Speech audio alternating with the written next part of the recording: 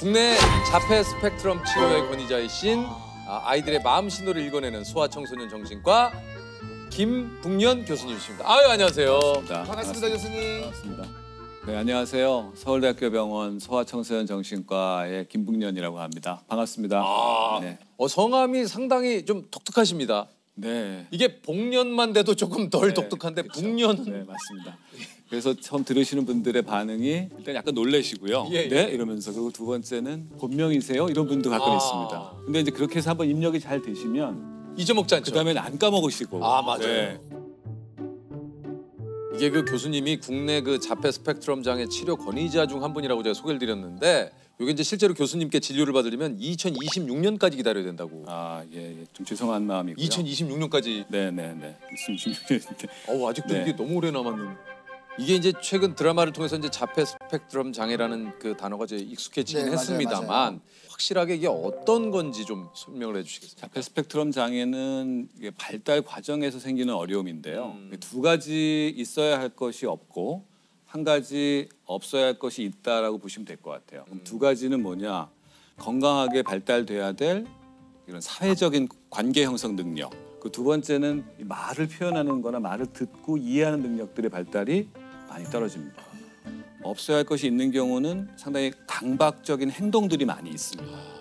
빙빙 돈다든지 펄쩍펄쩍 뛴다든지 같은 장난감을 가지고 줄을 쫙 맞춘다든지 반복 행동과 반복 관심에 대한 그런 모습들 이런 것은 이제 없어야 할 것이 있는 거죠. 이게 이제 최근에 자폐 스펙트럼 장애가 늘고 있다라는 기사를 봤는데 실제로도 좀 그렇습니까?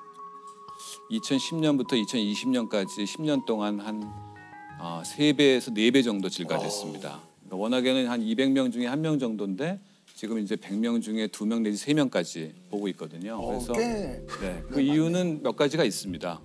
이제 한 가지는 자폐 스펙트럼을 보는 눈이 좀 더 넓어졌어요. 광범해지면서. 네. 스펙트럼이라는 데 개념이 들어가게 되고 그러면서 고기능, 능력이 좋은 아이들 중에도 자폐 진단을 받는 경우도 있고요. 두 번째는 그 환경적인 요소들인 것 같아요. 실제로 환경 물질 중에 우리가 많이 쓰는 플라스틱 안에 들어가 있는 물질 중에 일부는 신경 발달의 여러 영향 중에 사회성 영역을 특히 좋지 않게 만드는 부분이 있습니다. 네. 그런 거에 많이 노출된 아이들, 또 꾸준히 노출된 아이들은 상대적으로 그런 위험성이 커지게 되는 거죠. 이게 좀 그 구체적인 그 치료법에는 어떤 것들이 좀 있을까요? 굉장히 다양한 치료가 이미 개발이 잘 돼 있고 이걸 아이의 특성에 맞게 어떻게 배치해 주느냐가 굉장히 중요합니다. 제가 본 사례가 하나 있는데요. 뭡니까? 30개월 정도 아이인데 그 어머니께서도 굉장히 걱정을 하시면서 말을 못한다는 거에 집중을 많이 하셨어요. 근데 그 아이는 음악이 나오면 그렇게 율동을 좋아하고 그래서 이 동요와 엄마와의 놀이를 같이 해주는 프로그램들이 있는데 거기에 어머니가 좀 참여하면서 아이가 엄마가 자기랑 함께 노는 그 경험들이 쌓여가니까 상호작용이 늘어나는 거예요. 엄마 눈도 많이 쳐다보고 엄마한테 안기고 싶어하고 엄마가 업어주고 안아주는 걸 좋아하고요. 그 단계를 올라선 다음에 엄마가 놀이 활동을 할 때 말을 해주고 어떤 언어적인 표현을 해주니까 그게 그 아이한테 금방 전달되고 그게 모방이 되고 언어로 나오는 겁니다. 그래서 우리가 아이의 고유한 발달 그 특성과 시간표를 존중해 주시라고 좀 말씀드리고 싶어요. ADHD라고 부르죠? 이런 ADHD 환자가 늘었습니다. 이 약간 이제 ADHD. 예. 요게 또 어떤 건지 좀 설명을 해주세요. 그거는 이제 자폐랑은 많이 다른데요. 네네. ADHD는 주의 조절, 그리고 행동 조절, 그리고 감정 조절. 이게 조절 능력이에요. 그러니까 인지나 사회성에는 크게 문제가 없는 경우가 많고요. 그래서 이제 이 조절 능력이 발달되는 과정이 뇌 발달의 그 트랙에 따르면 60개월부터 72개월 사이, 그리고 84개월. 그러니까 우리나라뿐만 아니라 전 세계가 초등학교 들어가는 연령을 만 7세로 하잖아요. 네. 그게 너무너무나 과거부터 경험적으로 쌓여진 겁니다. 네. 이 정도 되는 나이대 아이들이 조절 능력이 가미된 소통이 가능하다는 안 거예요. 그래서 그때 학교를 오픈한 거거든요. 그러니까 그 시기가 될 때까지도 근데 행동 조절이나 정서 조절에 어려움이 있으면 그때는 주의력 조절 발달에 어려움이 있는지를 한번 걱정하실 필요가 있습니다. 하지만 너무 일찍 어린이집에 다니는 아이를 ADHD가 아닐까요 하고 오시는 분들도 또 많으시거든요. 요즘 또 이제 네. 방송에서도 그렇고 이제 많이 이런 또 이야기가 하시니까요. 많이 또 소개가 되고 하다 보니까 네. 내 아이가 혹시 오히려 건강한 아이들이거든요. 그런 자기 욕구 표현을 마음껏 하고 굉장히 기질적으로도 활발한 기질을 갖고 있고 그런 아이들이 ADHD라고 의심받아서 어린이집에서 약간 소외당하거나 그러면 거기에 대해서 걔가 또 화가 나니까 어린이집 선생님이나 아이들한테 화를 내는 그러니까 또 더 ADHD스럽다라고 얘기 듣는 이런 악순환을 저는 빨리 끊어야 된다고 생각합니다. 물론 아주 극단적으로 일찍 발병한 애들이 있긴 있어요. 그건 전체 ADHD 1%도 안 됩니다.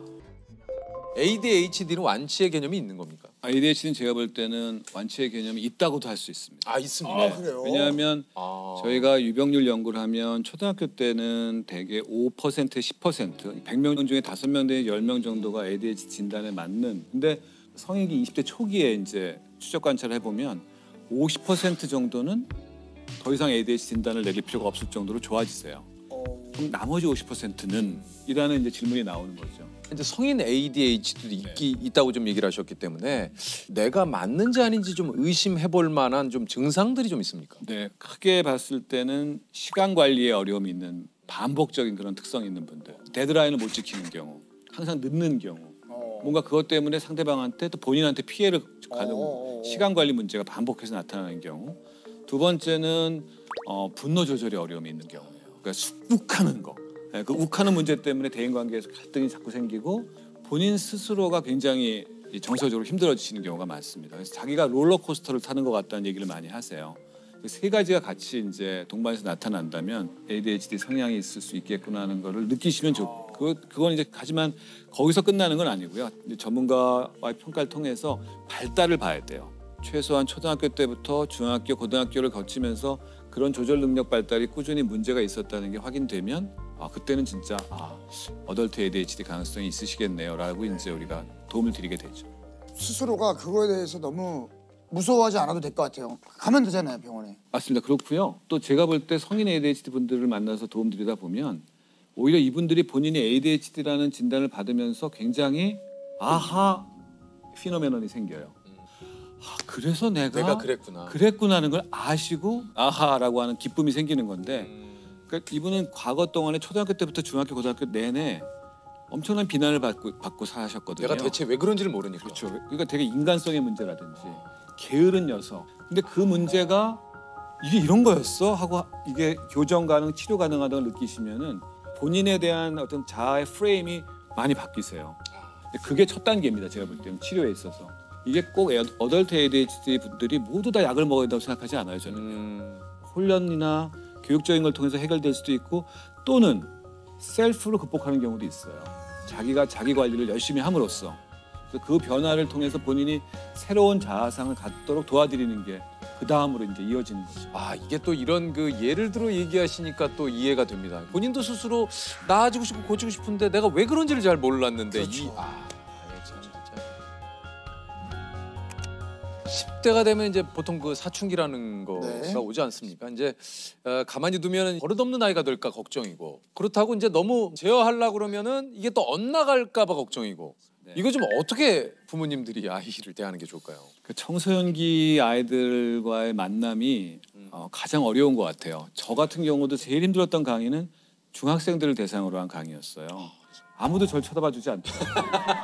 일단 듣는 자세가 뭐 서울대병원에서 왔다니까 뭐 얼굴이나 보자. 그런데 이름이 뭐라고? 김북년? 야 이름이 내 이름 갖고 얘기하고 있어 자기들끼리. 강의는 시작을 못하겠네. 그래서 내가 학생 여러분 강의를 할 거니까 조금만 조용해 주세요 했더니 야 김북년이 뭐라고 한단 말이야. 그래서 중학교 2, 3학년 아이들이 그때 이제 한 80명 정도 됐었거든요. 그 강의를 하고 난 다음에 제가 정말 너무 많이 땀이 나가지고요. 막 힘들어하는데 선생님이 들어오시더라고요. 옆에 그 생활지도 선생님이 그러면서 마이크를 딱 붙잡으시더니 야 이 자식들아 여기 어렵게 모신 선생님이 지금 강의할 애들이 그때부터 조용해 아무 말도 안 해요. 진짜 움직이지도 않고 그리고 제 강의 시작하고 30분 있다 다 자더라고요. 그래서 이게 정말 힘들구나 하는 걸 느꼈는데 이게 항상 그 패턴이에요. 저는 그 학생 시절을 떠올려봤어요. 저도요. 그렇죠. 서울대학교에서 김북년 선생님이 왔다? 김북년? 뭐야 이러면서 일단 이거 갖고 좀 김북년? 잘못 들은 거 아니지? 너무 많이 그러니까 예를 들면 내가 이제 몰입한 거죠. 네네. 거기 학생이 됐을 때는 이제 나 같으면은 그런 얘기를 하다가 시간이 다 가는 거예요. 시간이 다 가는 거죠. 제가 왜 그런지 설명을 드릴게요. 청소년기 때 왜 그런 겁니까? 두 가지 변화 때문에 그래요. 첫째, 전두엽이 가지치기라는 현상이 생겨요. 전두엽이라는 게 바로 그런 상황에 대해서 인식하고 어떻게 반응해야 될지를 조절하는 능력을 담당하는 부위예요. 근데 그게 막 흔들리는 거예요. 여자애들은 초6부터 중2 정도까지고요. 남자애들은 중1 때부터 고등학교 한 2학년까지 그래요. 고1, 고2까지. 그래서 그 시기 때가 가장 극심한 조절 능력의 어려움이 있기 때문에 그런 게 있고요. 두 번째가 편도액이라고 하는 우리 뇌의 가장 아랫부위가 있는데요. 남성 호르몬이 그걸 엄청나게 자극해요. 그 편도액이 자극되면 무슨 일이 생기냐? 그냥 떠오르는 분노와 불안과 공포, 이게 뒤섞인 감정들이 계속 자극받아요. 그래서 위에서 조절하는 거는 기능이 떨어져 있고 밑으로 올라오는 예민성은 확 증가되어 있는 상태이기 때문에 통제를 가한다는 것이 잘못된 통제를 가하면 조절 기능이 더 무너질 수도 있어요. 아유 어떻게 해야 되나. 거기에 동시에 이거 뭐 거기에 하나 더 있습니다. 거기 뭐예요? 또래 간의 상호작용이에요. 상호작용. 청소년기 그거 크죠. 때부터는 가족을 벗어나려고 그거 그러고 커요. 또래 친구들의 중심에 맞아요. 서고 싶어요. 그러니까 그 또래 친구들에서 들어오는 자극들이 그걸 더 reinforce, 강화시켜요. 그러니까 이제 80명을 모아놓으면 그런 일이 생기는 거예요. 만약에 1대1로 걔를 만났으면 그렇지 않죠. 제가 그 아이랑 걔한테 맞춰주고 그렇지 뭐에 관심 있는지를 알므로써 2시간 동안 충분히 대화를 했을 거예요. 근데 80명 아이들 앞에서는 제가 그걸 못하는 거예요. 그렇죠. 아니면 그 친구들과 같이 노는 건 어떻습니까? 그렇죠. 거기서 나오는 게 그거예요. 만약에 제가 그때 조세호 씨처럼 훌륭한 연예인의 기질이 있었으면 자 음악 틀어주세요 했을지 몰라요. 자 나와. 야 놀자. 그렇지. 야, 왜 나만 나와 했어요? 야 춤이나 추자 한번. 왜 나만 무대에 있냐 이거. 야 다 나와. 그래서 무대에서 같이 놀 수 있는 거예요. 한 20분 정도는. 아 봉정 교수님 재밌으신데. 아니, 그냥- 야 다 나와. 그러니까 그게 낫다는 거죠 진짜로. 근데 제가 그런 능력이 없어요.